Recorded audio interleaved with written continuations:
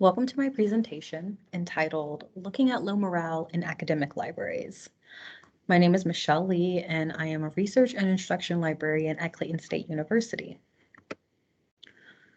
This slide goes over the different sections in this presentation. As you can see, we have 5 different sections: an introduction, overview of low morale research, tips for library employees, tips for library leadership, and a conclusion. So let's jump right in.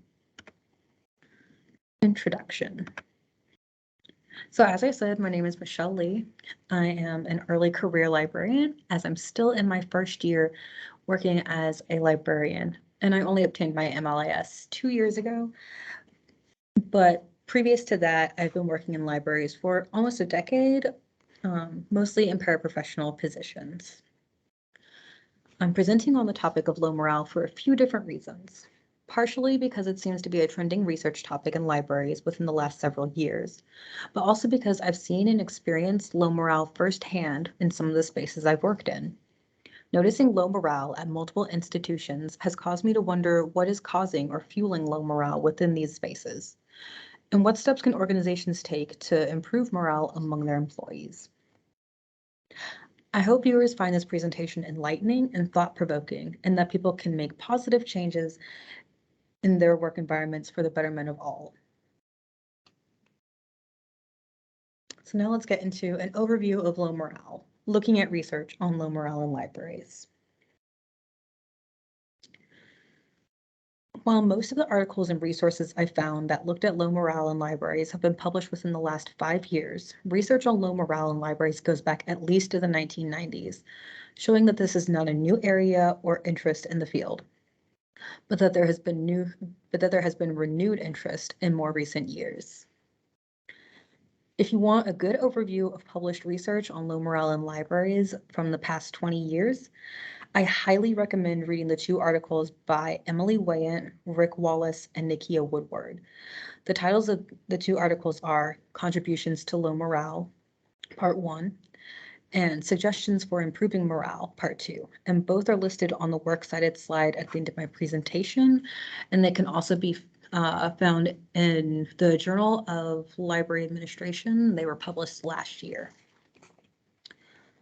So before we get further into the presentation, please keep in mind this quote from one of the resources I just mentioned.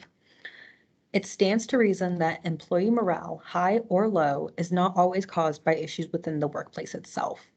Climate in the world at large, or even within individual social circles, can have an impact on overarching morale at any given organization. So I've said morale several times already, but let's make sure that we've got a definition. So what is morale?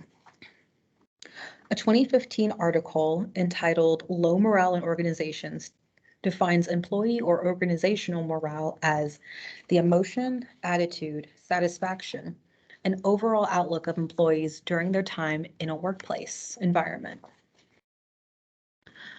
Much of the recent research in library science on employee morale looks more specifically at low morale in library spaces.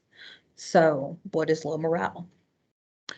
Katrina Davis Kendrick, who has spent the past several years studying low morale in libraries, summarizes low morale as the degree to which an employee harbors negative feelings about his or her workplace or dissatisfaction with aspects of the work or workplace.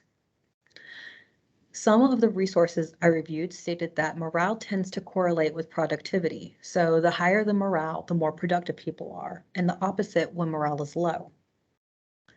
So what causes low morale? Low morale is usually a symptom of larger issues within an organization. These issues can range from emotional, verbal, and systemic abuse within the workplace to shrinking budgets, loss of funding, or staff shortages. There are also factors and issues that occur outside a library or organization that can impact the morale of employees. But that's just some of the issues mentioned in the resources I reviewed, but I'm sure that there could be many more. Next, we'll take a closer look at factors within and outside of libraries that can impact morale to better understand some of the root causes of this issue. So, Factors within libraries impacting morale. The main factors found in the literature include employees' relationship with one another, supervisors' relationship with employees, negative managerial behaviors, and lack of overall managerial guidance. Katrina Davis Kendrick's research connects these factors to triggering events related to abuse interviewees faced in their workplace. The types of abuse include emotional abuse, which includes manipulation, intimidation, thwarting, targeting, privacy invasion, and micromanaging. Verbal or written abuse includes lying, yelling, shouting, scorning, public shaming, unfounded complaining, disinformation, or snitching. And verbal abuse can also include oral communication that circumvents formal reprimanding process with the intent to hide verbal abuse associated with system abuse. System abuse includes system rigging, cronyism, steamrolling, or violating human resources or workplace policies and procedures. Negligence includes ambivalent leadership or administration, lack of advocacy, capricious decision-making, and ineffective communication. Any of these factors can cause morale to decrease within an organization or an individual employee. When more than one of these factors is present, the effects can compound to cause drastic decreases in morale. Factors outside of libraries that impact morale. So the big four groups, but I'm assuming that there can be more than this, are technological changes, economic issues or budgetary constraints, societal and cultural impact, and the library's place within the larger institution. In terms of technological changes can include having to learn or use a new ILS platform or new technology brought into the library. New technology can present a challenging learning curve for some, especially if the technology is not intuitive or user-friendly. It can also cause challenges if it drastically changes workflows or the way that things have been done for a long period of time. Sometimes employees can be opposed to change based on the fact that they've been doing something one way for a long amount of time. So bringing in new technology that causes changes can impact morale. For economic issues or budgetary constraints, economic issues on a local and global level can also have an impact on employee morale. Some of us are experiencing this now as we watch the prices of everything from gas to groceries increase, while our paychecks stay the same.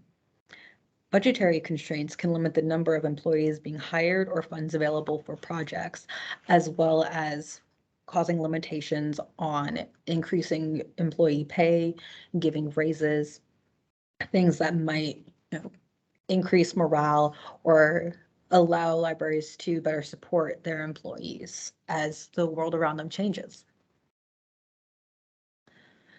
Societal and cultural impact. So when talking about societal and cultural impact, 2020 provides numerous examples that have and continue to affect people operating in a variety of spaces. The ongoing COVID-19 pandemic is just one example of something that impacted society and has affected how people look at many things in their lives, including work. The Black Lives Matter movement is an example of a societal movement that has existed for years, but gained prominence in 2020 in the wake of the murder of George Floyd.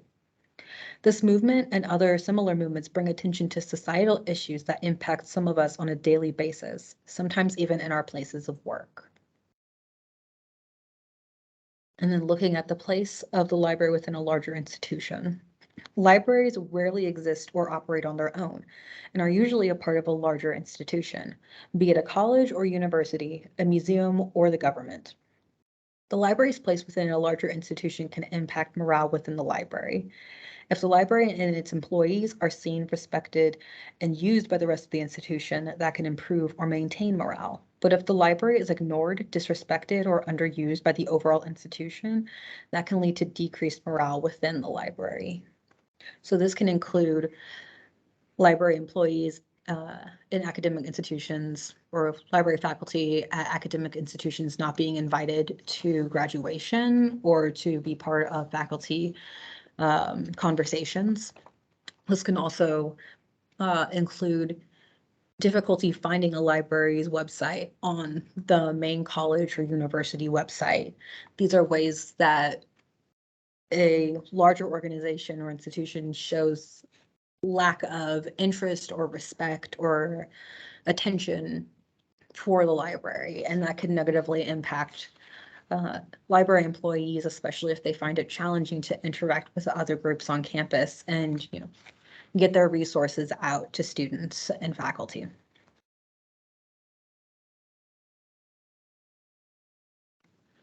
So now we move on to tips for library employees.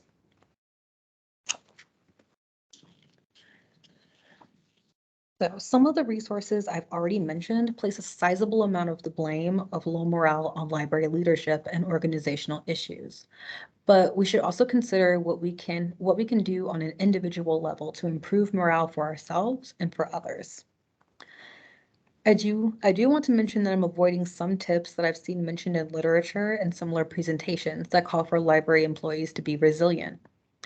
This includes tips like decorating your cubicle or personal space with things that bring you joy or happiness. I'm avoiding these sorts of tips because they lean into the resilience narrative. And this narrative is already so common in libraries. These narratives essentially ask us to find ways to put up with issues we shouldn't have to deal with in the workplace, while recommending we use cute decor and other items as a band-aid for the real issues we face. For this reason, and further reasons that will be explained later, I have left these sorts of tips out of my presentation. So now that I've mentioned that, let's get into the recommended tips for library employees to support themselves and improve their morale. First off, take care of your physical and mental health. Use sick leave to care for your physical and mental well-being. If you're feeling unwell, stay home and try and get better before returning to work. Work can also be exhausting, so taking a mental health day may be necessary to recuperate. And if there are things going on in society, such as the COVID-19 pandemic, mass shootings, etc., that are impacting you mentally, consider taking time off for that as well. One thing that was mentioned in some articles is how outside influences and other things going on in our lives impact us, even at work. 2, find your community. Whether it's among family or friends outside of work, make sure you have a group of people who support you and are there for you. Consider finding a peer mentoring or peer support group through your institution, professional associations, or online networks. It can help to find like-minded people or people from similar backgrounds in your institution or in your career field. And as a person of color, there can be a lack of other people of color in this field. So that is also why I am making sure to mention that you look outside of your institution, because sometimes what you need you have to find elsewhere. Number 3, remember you are more than just your job. Your job is only one aspect of who you are. Make sure that your personal life and hobbies are getting some attention as well as your work. Make sure you have outlets and other things going on in your life, so work is not the only thing in your life. Just make sure, this is basically to say, make sure that you're keeping your life well-rounded and you're not solely focusing on work. Number 4, see if there's a member of leadership you can confide in. If you feel like there are individuals in leadership at your workplace that you can share with, tell them about issues affecting you at work that could be causing low morale. This may be necessary to create change in your environment. But I do want to say that you should be careful with this one, as I've seen it backfire on some people. So if you aren't sure of who you can trust or confide in at your workplace, see if your workplace has a way to submit anonymous complaints, critiques, or comments. There should be a way to voice your concerns and hopefully not draw attention to yourself and potential harm in the workplace. Number 5, consider looking for a job elsewhere. Maybe you've tried some of these things that I mentioned before, but they just aren't working. You should consider looking for other jobs. No one should have to work in an environment that is draining, toxic, or overly stressful.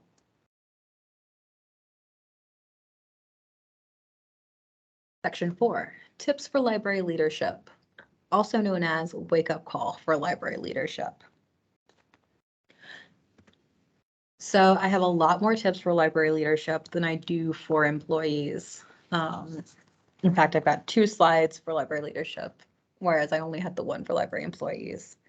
But I think that leadership has a lot of power within libraries, and power can be used to help or to hurt others. And so trying to make library leadership more aware of some of the issues that they may not be aware of, or some of the negative impacts that things that they think will be positive, can hopefully help members of leadership to make more helpful and productive decisions and take more things into account as they are trying to create change within their institutions and environments. So the first tip I have is stop asking your employees to be resilient or to do more with less. I say this because there's only so much that people can do, especially in the limited amount of time that we are at work. And while it's very easy to ask for resilience or for people to do more with less, this doesn't actually fix any issues. In fact, it usually acts as a band-aid for systemic issues, concealing larger problems by transferring blame to individual employees rather than blame being placed on the organization or specific situation. Also, requesting resilience from your employees can sometimes also mean asking your employees to revisit and repackage trauma that they've experienced in the workplace and overcome it without necessarily experiencing any healing or time for reflection. Tip number 2. Discipline or let go of employees who negatively impact the morale of those around you. This applies to employees who are bullies, apathetic to work, or lazy, don't do their fair share, or push their work onto others. In Weigh-In et al., one of the 2 articles that I mentioned at the very beginning, they have a quote that says, "Some people may need to be replaced to promote a healthier workplace." And I think this is very important, as I've seen and heard multiple times of people having negative interactions with maybe 1 or 2 specific individuals in their institution. And it's not just a one-off situation, it's like repeatedly. And seeing that institutions allow this sort of behavior to continue is disheartening, but also negatively impacts their employees and can often cause their employees to leave and go elsewhere. And so in keeping 1 or 2 employees who are negatively impacting many other people, you're securing that person's position while risking having wonderful talent walk out the door and go find a job somewhere else because they don't want to have to put up with that in their workspace. So consider letting some people go sometimes. Tip number 3, create and maintain a safe and fair work environment. So all employees deserve a safe and fair place to work. People don't often see or don't often like seeing someone who hasn't been in an organization for very long moving up the ladder very quickly, especially if other people have been trying to move up the ladder and they haven't been able to. We should also make sure that we're providing a safe workplace, and this comes back to creating inclusive workspaces. If, as we know, the field of librarianship is overwhelmingly white and mainly female. But this means that we also need to make sure that we're creating a safe and fair environment for people of all genders, for people of all nationalities and ethnicities, and for people of all ages, and making sure that we are trying to create as safe and wholesome of an environment as possible for all of our employees. Tip number 4 is not so much a tip as much as like a warning. And it just says pay raises can have mixed results. So while raises may be appreciated and often are appreciated from individuals who feel or are working very hard and putting a lot of energy into the work that they do, we have to recognize that budgets don't always allow for raises. And raises also do not equate to increased employee retention, particularly if a workplace is deemed toxic, problematic, stressful.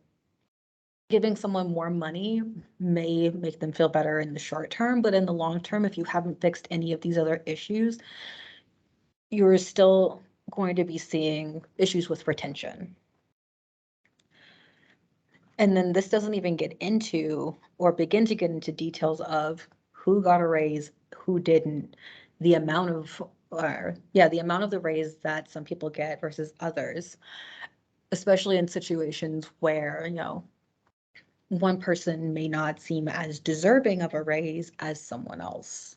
And that can also go back to tip number 2 about disciplining or letting go of employees who negatively impact morale. If there are employees who are working really hard to create a positive work environment, improve things, and then they see or hear that, everyone's getting a raise, including employees who have been bullying them or actively working against the positive change that they're trying to create, that can be extremely disheartening and can also lead towards employees wanting to leave an environment, or maybe they'll stay in the environment, but they don't want to be as productive as they were because they don't see that they're going to get, you know, any different treatment than anyone else there. So that's all to say that pay raises can have mixed results. So kind of keep that in mind, that money does not fix everything. 5, have and maintain clear and consistent communication across all levels of the organization.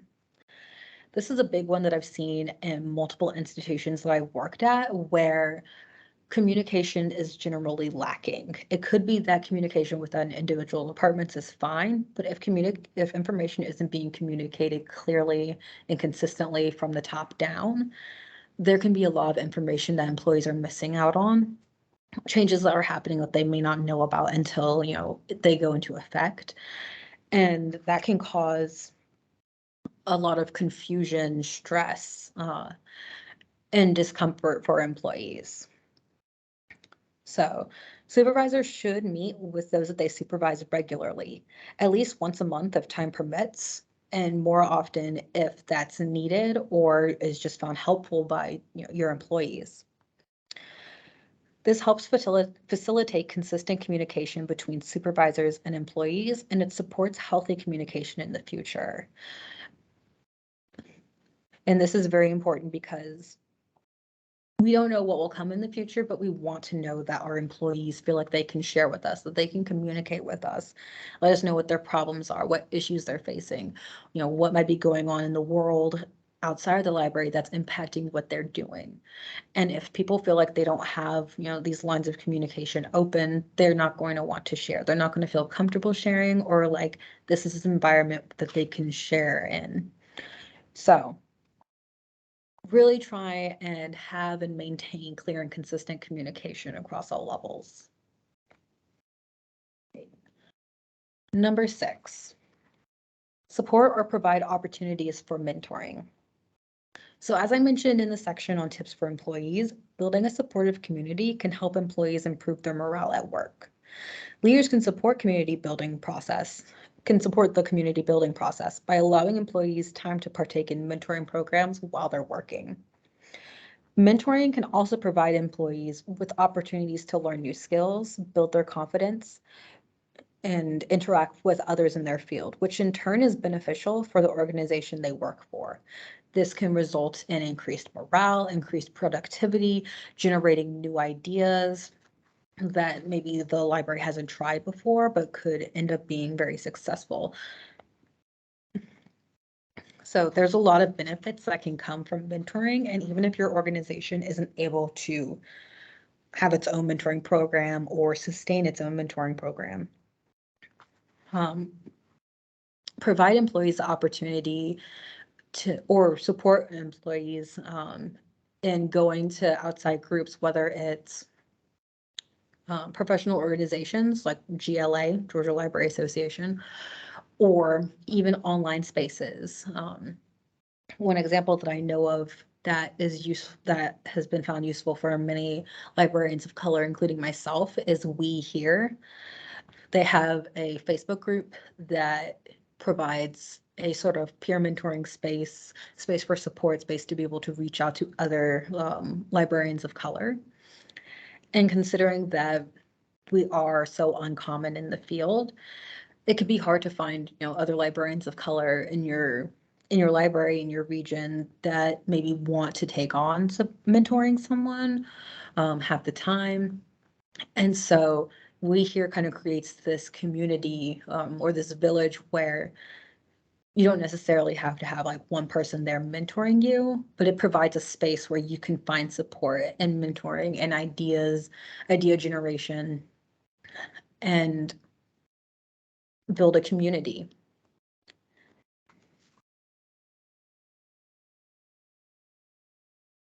So, slide number 2, tips for library leadership.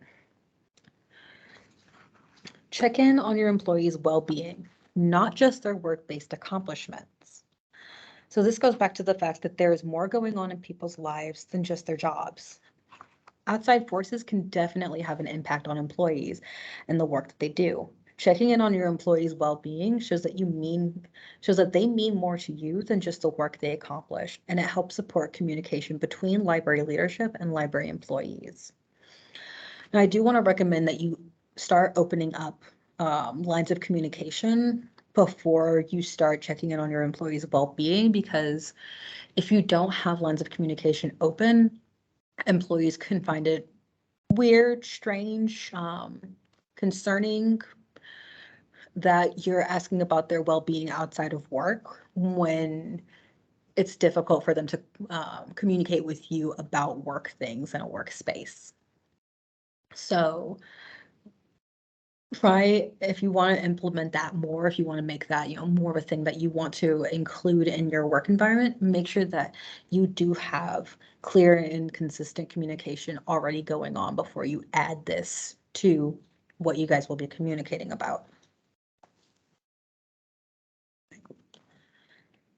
I believe this is tip number 8. Include employees in decisions about the running of the library, particularly decisions that will impact those employees. This is one that I've seen in multiple institutions where library leadership or administration goes ahead and makes decisions for, but they're not the ones that have to, follow through with it. There's another department, there's other employees who are the ones who will actually have to follow through with the changes that leadership is making, and they've never been consulted on these changes. And employees should really be consulted on these sorts of changes because, for one, it helps foster respect within the environment, within your team and your environment, and it creates a feeling of team responsibility. But it's also important because employees, especially the ones who are often, performing these jobs or these tasks that leadership might be deciding to change, these employees often have valuable insight or information to contribute to decisions about running the library. So listening to and including employees in the decision-making process makes employees far more likely to support the changes that are being made, but can also ensure that common pitfalls, known issues don't get overlooked when you're planning changes. So this can make sure that, the general idea that you created becomes more successful overall. And when you have all of your employees included on it, it feels like a team effort. It feels like something that all of them should support, that all of them have a say in and have a reason for, wanting to support. So please make sure that you're including your employees in decisions about running the library, because at the end of the day, it's not just leadership that's running the library, it's all of the employees. All right. Tip number 9. Promote employee curiosity and foster a culture of curiosity and experimentation. So this is more so looking at, like, are you creating an environment where employees feel like they can ask questions and try new things?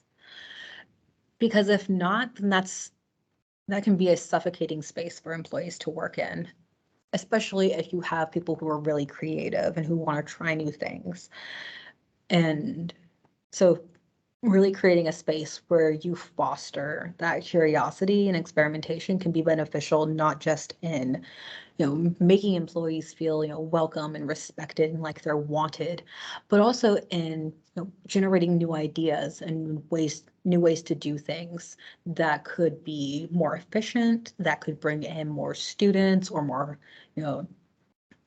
more individuals outside the library to engage with the library and the materials that we have, the resources that we have. So we definitely need to make sure that we are creating spaces and maintaining these spaces that foster curiosity and new ideas and experimentation, because otherwise, if we don't, we're going to keep doing the same things over and over again while the world around us, continues to advance and improve and change. And we don't want to get left behind. So tip number 10 is take current events into consideration. Whether it's the pandemic, social unrest, economic issues, please consider how these things outside of the library and anyone's control for that matter, how they impact the morale of individuals and the workplace as a whole. One thing I can say is that I definitely have coworkers who are stressed, including myself, about the increasing cost of gas. And there's nothing that, my organization can really do about gas prices. There isn't any extra money in the budget or anything to make changes to how much money people are making so that, they can keep up with the rising cost of fuel. Like we can't really do anything about that. But we need to make sure that organizations are taking that into account in terms of how it's affecting their employees. So maybe if you're asking your employees to drive to multiple campuses, see if you can curtail that during times like this, because especially if you are not paying for them to drive between those campuses, if that gas money and that mileage is all on them, see if you can cut back a little so that employees feel like, there's less pressure on them financially, and that, you care about what they're having to deal with outside of work, or what is happening outside of work that is impacting the work that they do. And this also includes, doing things like some of the unfortunate things that I've heard that have happened in the wake of the pandemic is library administration, forcing a majority of their staff to return to the library a couple of months after the pandemic started here in the US. And this is really disheartening because in the instances I've heard about it, it's been that most people in the library have to return, even if there aren't, students or faculty or anyone on campus who was trying to use that space, because, all of them moved to online learning.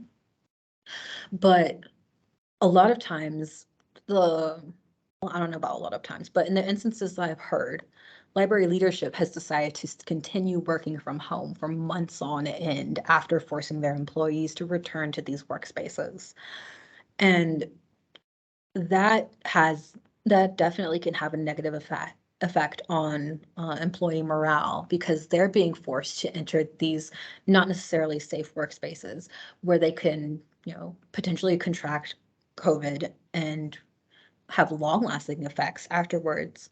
And this is all because leadership has really pushed for their employees to do this. Meanwhile, those same members of leadership who push for others to return aren't found in the library. They're working from home in the safety of their home.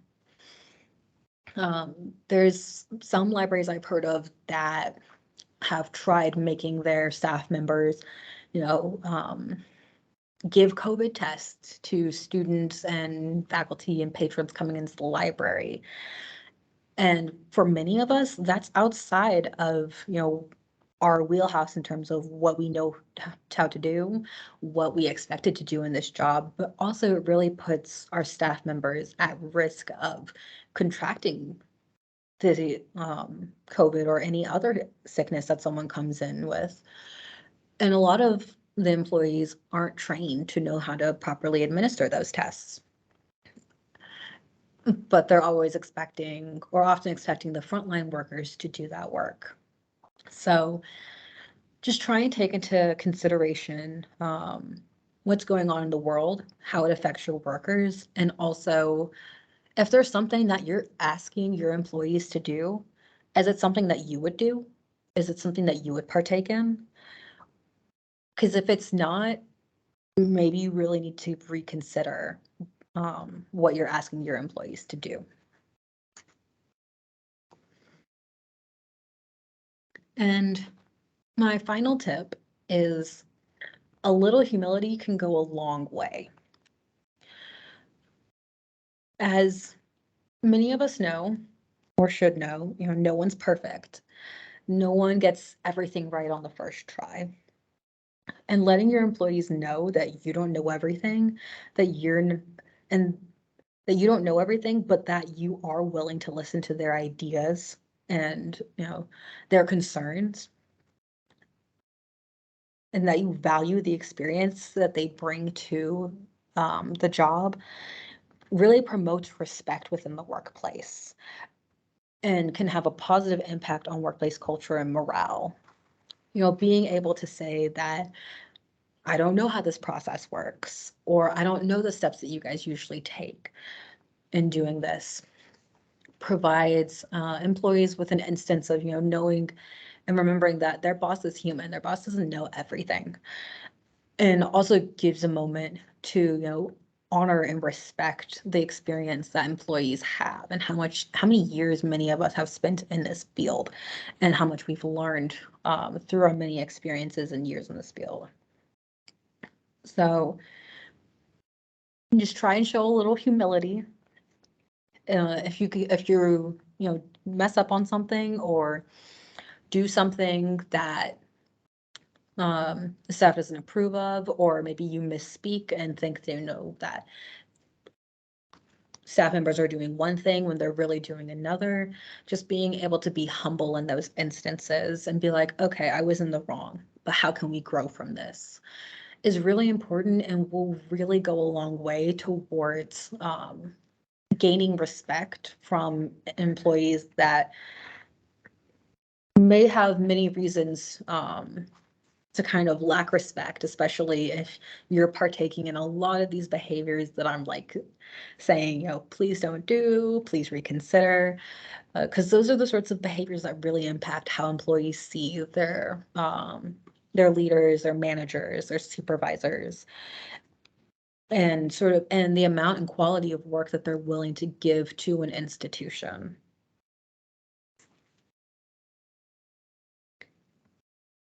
So now we've reached the conclusion section. And in conclusion, I just want to say that low morale may seem like a major issue within an organization, but it's actually a symptom of larger and deeper issues within the organization. And just because there is a fair amount of research on this doesn't mean that it should stop there. So I've listed a few future avenues of research, including doing additional quantitative and qualitative studies on low morale in libraries, research looking at how current events, such as maybe the book bans and challenges that are going on across the nation, or pandemic reopening experiences, could be affecting morale in libraries. And we should also look at collaborative approaches to combating low morale.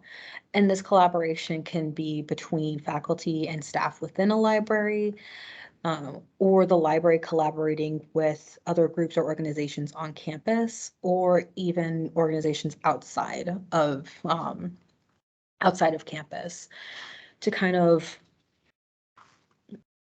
not keep everything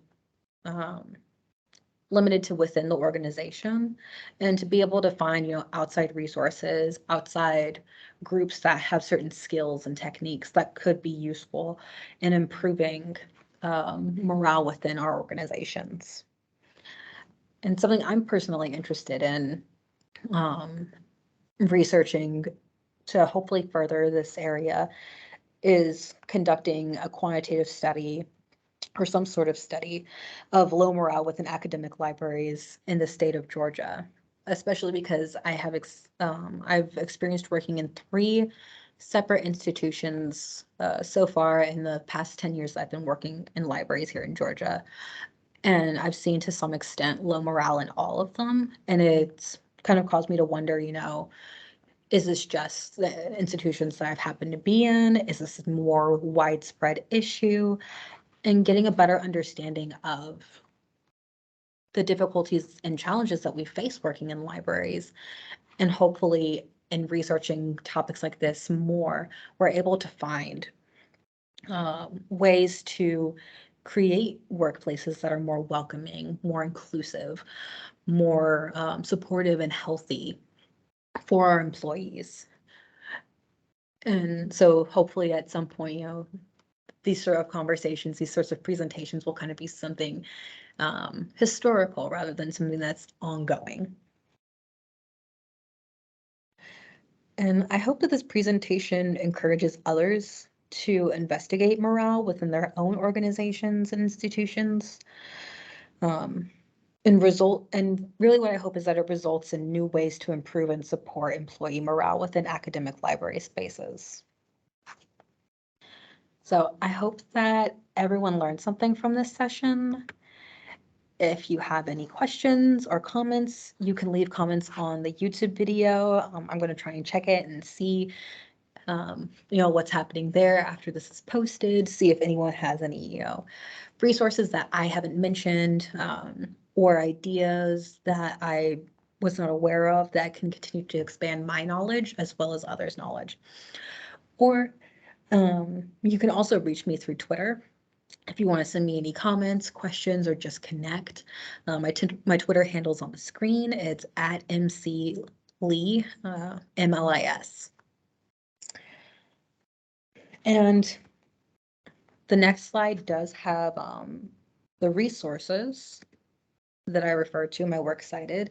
So if there were any of these resources that I mentioned that I included in text citations for, that you want to look at more, that is included here. And I just want to thank Glitter for allowing me to present on this, and for any viewers for taking the time to learn more about low morale in libraries, find out more about the research that many others have been putting a lot of time and energy into. And I hope that you're able to take some of this information and improve your workspaces for the betterment of all. And so with that, thank you for listening to me. This is the end of my presentation, but it's not the end of what I'm going to be doing in relation to this topic. So goodbye for now.